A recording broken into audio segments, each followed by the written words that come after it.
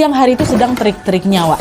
Payung-payung besar yang berada di serambi Masjid Nabawi pun dibuka nih untuk membuat suasana menjadi lebih teduh. Payung-payung yang terbuka itu, Wak, menciptakan pemandangan yang sangat-sangat indah pastinya.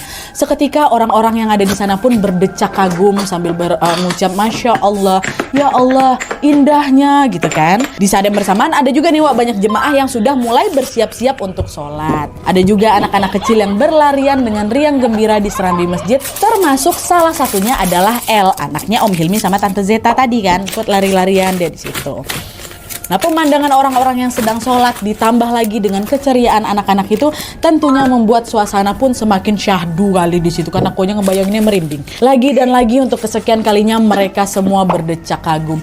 Masya Allah, Allahu Akbar. Nah tapi, Wak, aduh, ketika banyak sekali orang sedang terkagum-kagum nih dengan keindahan Masya Allahnya Masjid Nabawi, anehnya si Sylvia nih masih aja ngerasa malas-malasan berada di situ, Wak. Keindahan Masjid Nabawi itu tetap nggak mampu menyentuh hatinya si Sylvia. Bahkan ya, Wak, ya, ketika mendengar keluarga dan para jemaah yang sedari tadi selalu mengucap syukur itu, Sylvia cuma nengok mereka dengan tatapan sinis sambil ngebatin, nah pasti kalian lebay kali orang-orang ini, perasaan biasa-biasa aja, Bun. Dan kalian tahu, Wak, tepat setelah dia mengucapkan hal itu dalam hatinya, gak lama kemudian Sylvia dikejutkan dengan sesuatu yang sangat janggal. Kalian tahu, seolah mengetahui isi hatinya si Sylvia, anaknya Om Hilmi dan Tante Zeta yang tadinya sedang berlari-larian riang si El tuh tiba-tiba datang hampirin si Sylvia, dan dengan cepat si El ini langsung menepuk pundaknya Sylvia sambil berkata, "Gak boleh ngomong gitu, Kak," katanya. Nah, tepukan tangan si El di pundaknya si Sylvia ini sebenarnya gak terlalu kencang, Nadia, bahkan gak sampai menimbulkan bunyi loh. Tapi meskipun begitu, hal itu membuat Sylvia tercengang karena pukulan El itu entah kenapa nih, Nat, ya, terasa sangat-sangat sakit kali, macam aku habis dipukul pakai besi besar. Karena kesakitan, refleks si Sylvia teriak kan, "Aduh," katanya. Nah, mendengar Sylvia yang teriak kesakitan pun papa langsung berlari lah hampir Sylvia.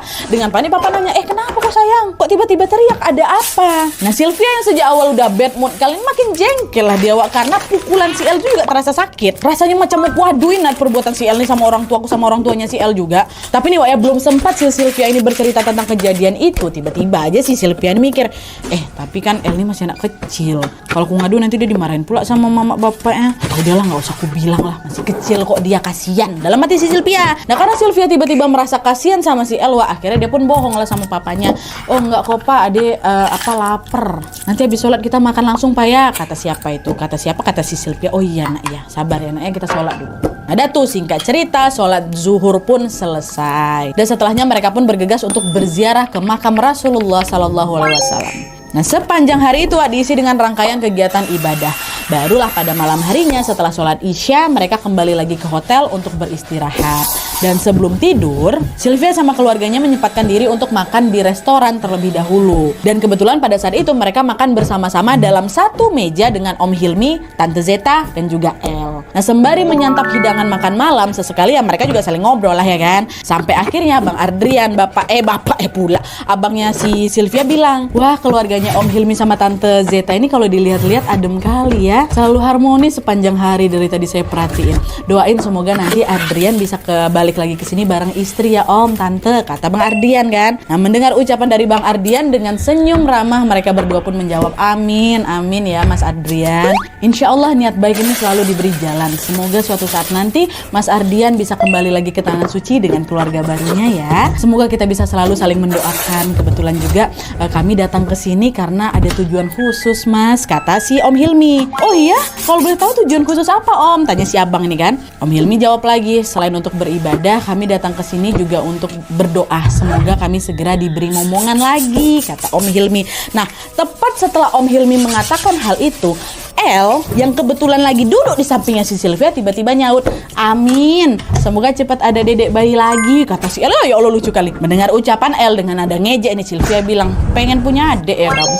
Kasian, kesepian ya nggak punya temen," kata si Sylvia. Bukannya kesal digituin sama si Sylvia, biasa kan anak-anak digituin nangis dia kan, marah dia kan. Enggak, Wah, nggak kesal si El ini. El yang ada malah terus-terusan menatap Om Hilmi dan Tante Zeta, mama papanya ini sambil berkata, Aku sayang kali lah sama ayah dan bundaku ini, Kak. Sayang kali aku, katanya gitu. Nah, mendengar ucapan El barusan, Sylvia yang biasanya selalu judes ini mendadak langsung terunyuh aku Nadia. Meski usia El baru 7 tahun ya, entah kenapa si Sylvia ini merasa kalau El ini memiliki sifat yang jauh lebih dewasa dari anak-anak seusianya. Bahkan juga mungkin lebih dewasa dari aku tuh, pada saat itu ya maksudnya. Dan seketika disitulah si Sylvia pun menjadi merasa malu sendiri, Wak. Disitulah aku sadar selama ini aku selalu dimanja dan juga aku selalu arogan. Sangat berbeda kali dengan El yang lembut dan juga penyayang sama mama bapaknya. Di situ aku pun mikir, wah didikannya Om Hilmi sama Tante Zeta ini bagus sekali nih, sampai-sampai El bisa tumbuh jadi anak yang bisa baik seperti ini gitu. Nah dah tuh kan, wah singkat cerita, keesokan harinya mereka pun kembali melanjutkan rangkaian kegiatan umroh.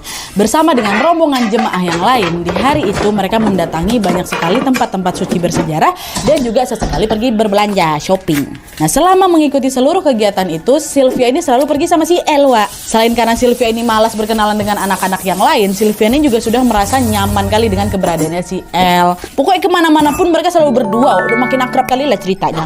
Nah tapi wak, meskipun makin lama si Sylvia ini makin akrab dengan El, moodnya juga udah makin bagus, sebenarnya ada sesuatu yang mengganggu si Sylvia, Wak. Ingat kan kalian tadi di awal aku sempat cerita kalau si El ini sempat menepuk pundak Sylvia yang walaupun tepukannya pelan tapi terasa sakit kali itu kan. Nah ternyata Wak, berhari-hari kemudian rasa sakit di pundak Sylvia ini belum juga hilang. Tapi karena posisinya ada di pundak, which is di bagian belakang ini, Sylvia itu jadi nggak bisa ngecek itu loh. Sebenarnya pundak aku ini kenapa kok nggak hilang-hilang sakitnya? Hingga akhirnya pada malam itu setelah mereka semua kembali ke hotel, setelah mandi Sylvia langsung ngebatin, ini pundakku ngapa nih ya? Perasaan kemarin si El nepuknya pelan lah, tapi kok sakitnya belum hilang sampai sekarang. Cobalah aku tengok, kata dia gitu. Barulah si Sylvia ini melihat kondisi pundaknya melalui cermin secara langsung. Baru itu dia ngecek. Nah pas Sylvia akhirnya berhasil melihat pundaknya melalui pantulan cermin itu, disitulah Sylvia langsung kaget sekaget-kagetnya, Wak. Karena dia baru tahu kalau ternyata bekas tepukan tangan El yang kecil tadi di pundaknya tuh menyisakan luka yang sangat-sangat besar. Luka itu berupa memar lebam berwarna biru dan bahkan ada macam sedikit bekas darah kering tuh loh Nat di situ. Betul-betul macam aku habis dipukul sama besi besar, macam dicambuk lah gitu. Nah melihat ada bekas luka sebesar itu di punggungnya si Sylvia, Wak, Sylvia langsung mikir, ini udah keterlaluan si El nih. Di situ Sylvia nggak teriak atau marah-marah, Wak, tapi dia ini berencana kalau ya udahlah besok pagi sebelum kami berangkat ke Mekah, aku akan mengadukan perbuatan El ini ke mama bapaknya, ke Om Hilmi dan Tante Zeta. Tapi karena Sylvia ini juga nggak mau si El dimarahin sama orang tuanya, Wak, dia pun berniat untuk menceritakan hal itu dengan baik-baik, nggak langsung marah-marah, dia nggak mau mencak-mencak. Dia kan udah bestie sebenarnya sama si El kan, tapi perbuatan El ini udah agak keterlaluan, dia sampai luka kayak gitu punggung aku. Dah tuh singkat cerita, keesokan paginya mereka pun bersiap menunggu bus di lobi hotel sambil makan snack, kan mau pergi ke Mekah nih. Dan di situ Sylvia merasa bahwa itu adalah momen yang tepat untuk menceritakan kejadian El yang sudah memukulinya kemarin. Tapi anehnya, Wak, pada saat itu El lagi nggak ada di situ, nggak ada di lobi. Itu cuma ada Om Hilmi sama Tante Zeta aja. El entah pergi kemana. Di situ aku sempat ngebatin aja,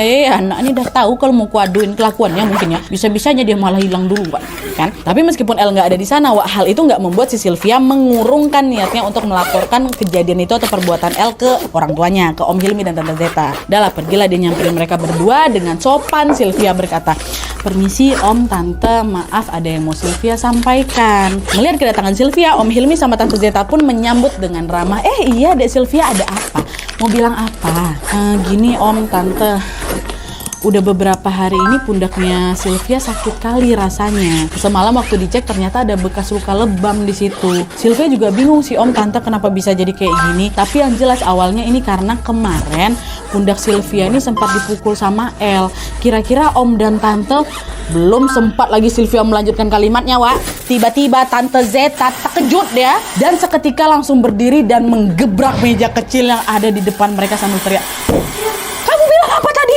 Sylvia yang kaget melihat perubahan sikap Tante Zeta pun dengan panik jawab, "Ini Tante, kemarin El." "Kamu bilang apa tadi?" "El, Tante, kamu bilang El anak aku," kata. Aduh, merinding aku. Di saat yang bersamaan Mama, Papa, Bang Adrian pun ternyata mendengar teriakan Tante Zeta itu kan, Wak. Kan lagi di lobi itu. Tante Zeta teriak kayak gitu depan anaknya. Ngapain aku diteriakin Tante Zeta nih? Mereka pun langsunglah berjalan ke sana juga untuk mencari tahu apa yang sebenarnya terjadi, Wak. Pada saat itu Sylvia masih terdiam, dia shock, dia ketakutan, dibentak kayak gitu sama Tante Zeta. Kan orang dia ngomong baik-baik kok. Dengan suara bergetar Sylvia ngomong lagi sama Tante Zeta, "Iya Tante, El, anak Om sama Tante itu. Mendengar ucapan Sylvia, aduh refleks Tante Zeta menangis sesenggukan, Wak. Sambil bercucuran air mata, Tante Zeta memegangi kedua tangan Sylvia. Ya Allah, astagfirullah deh, ya Allah, kata. Ada apa Tante, kenapa nih, kenapa Tante nangis? Gak lama kemudian, tepat di momen itu, Tante Zeta mengatakan apa, Wak? Dek Sylvia, anak yang kamu maksud itu El, anaknya Tante dan Om. Dia adalah anak yang belum sempat saya lahirkan.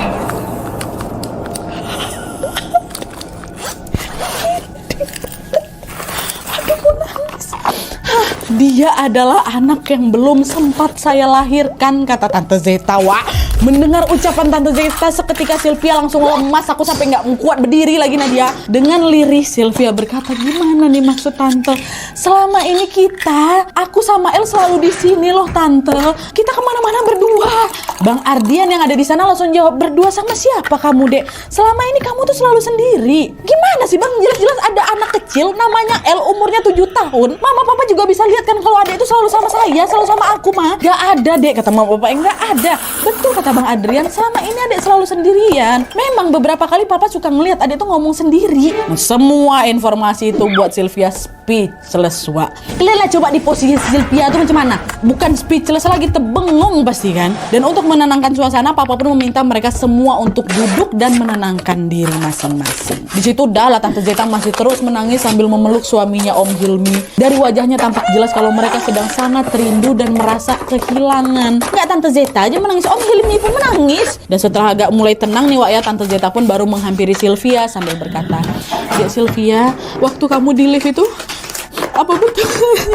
Tante Zeta udah gak sanggup lagi Om melanjutkan kalimatnya. Tapi dari kalimat yang menggantung itu, ingatan Sylvia langsunglah balik lagi ke momen ketika dia sama El bertegur sapa pertama kali di mana? Di dalam lift. Beberapa hari yang lalu waktu aja menginjakkan kaki di Madinah. Kan? Yang tiba-tiba Tante Zeta muji dia cantik tuh, ah. Disitulah baru Sylvia bilang, waktu di lift itu Sylvia sempat bingung, kenapa kok Tante Zeta tiba-tiba bilang Sylvia cantik. Waktu itu Sylvia bukan lagi senyum ke kaca, Tante, tapi Sylvia lagi senyum ke El yang senyum dia tipis tuh, ah. Ya Allah, Dek, Tante kira waktu itu Dek Sylvia lagi bercermin, ternyata lagi ngobrol sama anak Tante ya. Katanya Tante Zeta adalah tuh menangis terus. Setelah dia nangis, ditenangin sama suaminya, dan setelah betul-betul tenang, akhirnya Tante Zeta pun menceritakan kisah yang sebenarnya terjadi sama El. Nah, jadi Wak, nih Wak ya, sebenarnya El ini adalah calon anak sulungnya Om Hilmi dan Tante Zeta.